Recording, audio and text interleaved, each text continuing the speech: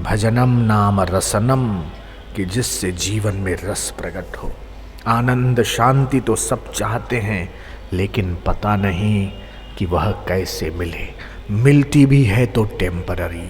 जैसे कुत्ता हड्डी को चबाता है, जितना जोर से चबाता है उतना ही उसके मसूड़ों से खून निकलता है। उस खून का मीठा स्वाद जब उसे आता है तो वो उतनी ही जोर से दबाता है और खून निकलता है। लेकिन उस मूर्ख को पता नहीं कि वो स्वाद उसी के खून का है।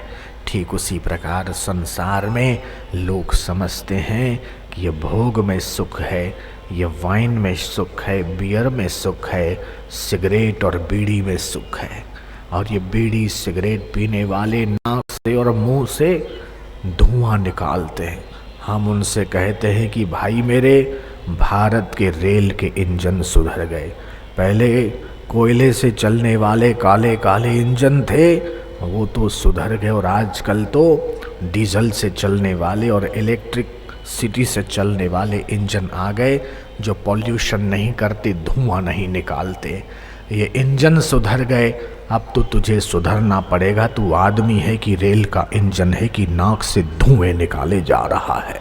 ये अपने जी को जलाकर सुखी होने की कोशिश, ये तंबाकू खाकर और पान मसाला खाकर सुखी होने की कोशिश। इनकम टैक्स डिपार्टमेंट ने दिल्ली की गुटखा बनाने वाली एक फैक्ट्री पर छापा मारा।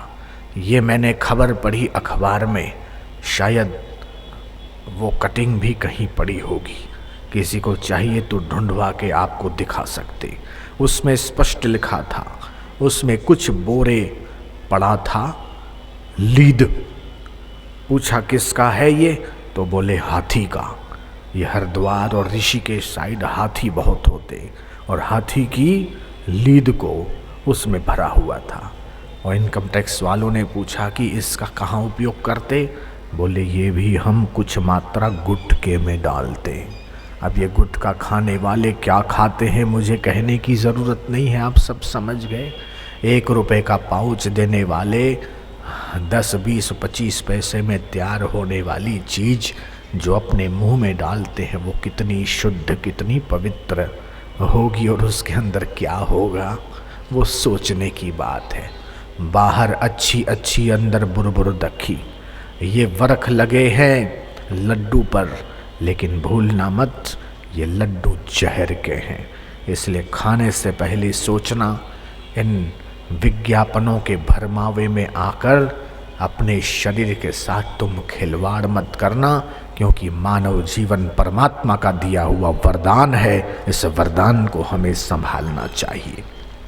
तो आज से इस सत्संग को, इस सेमिनार को अटेंड करके आप मन में ये पक्का इरादा कर लो कि हम आज से व्यसन मुक्त होंगे।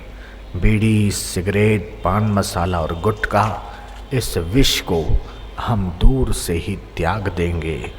हम तो हमारे मुख में भगवान का प्रसाद डालेंगे। हमारा पेट शमशान नहीं कि नॉन वेज और आमलेट खा के अपने शरीर को और पेट को खराब करें। ये आमलेट खाने वाले, अंडा खाने वाले भी ध्यान से सुन लें। मुर्गियां पोल्ट्री फार्म में रहती है, इकट्ठी रहती है, एक दूसरे को चोंचे ठोकती है, घाव हो जाता है, फिर उनके शरीर में कैंसर के कीटाणु डेवलप हो जाते। वो अंडे देती है, अंडे तो क्या देती है, उन अंडों में कैंसर के कीटाणु आ जाते। लोग अंडा क्या खरीदते हैं, पैसा देकर कैंसर की बीमारी खरीदते हैं, और अस्पतालों में हजारों लाखों रुपया खर्च करते, फिर भी ठीक नहीं होता। तो आहार शुद्ध होना चाहिए। आहार शुद्ध हो, सत्व शुद्धि, सत्व शुद्धि ध्रुव स्मृति। तो तनाव रहित जीवन की ओर हमें आगे बढ़ना है। सुबह से लेके शाम तक मशीन की नाई काम किया। सुबह उठे 9 बजे, तैयार हो के ऑफिस गए, शाम को 5-6 बजे वापस आए। सुबह से लेके शाम तक, फिर रात को सो गए, दोपहर में रोटी खाया, सुबह नाश्ता किया, 4 लोगों से हंसे और 4 लोगों को अपने दुख के गाने सुनाए। क्या इसी प्रकार हम लोगों की जिंदगी पूरी हो जाएगी? नहीं। जीवन में उमंग होना चाहिए, उत्साह होना चाहिए, आनंद होना चाहिए।